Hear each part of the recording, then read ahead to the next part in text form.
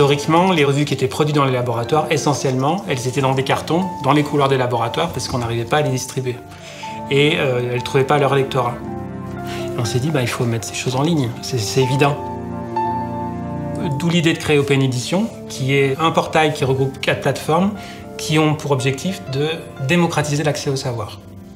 Démocratiser l'accès au savoir, c'est rendre disponibles les ressources, les articles, les livres, les carnets de recherche, les événements, pour ceux que ça intéresse, qui vont les trouver simplement par des requêtes dans les moteurs de recherche. Bonjour. Quand une revue colombienne ou allemande nous écrit pour adhérer et pour nous rejoindre, c'est parce qu'elle se dit qu'elle sera plus visible avec nous que seule. Et donc il fallait non seulement arriver à mettre en place des solutions technologiques, mais il fallait aussi être très attractif du point de vue du web, c'est-à-dire sur Google, Bing, etc. Alors pour ça, il fallait vraiment devenir des professionnels du web et optimiser tous nos environnements pour qu'ils soient le plus attractifs possible dans les algorithmes des moteurs de recherche. Et on a bien réussi. En 2015, 64 millions de visites ont eu lieu sur Open Edition. Et donc, il fallait mettre en ligne les contenus, mais aussi inventer des modèles économiques qui rendent viable le fait qu'ils soient en open access et pas en accès restreint.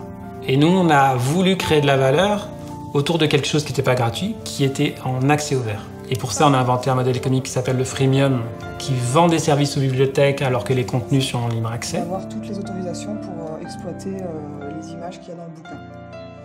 Donc ces 2 livres... Il me semble que les nouvelles frontières, c'est les frontières collaboratives, dans lesquelles l'individu coopère de plus en plus avec d'autres, le chercheur coopère de plus en plus avec d'autres, dépasse sa spécialité très pointue pour produire un savoir plus global, plus accessible, plus englobant et moins strictement expert.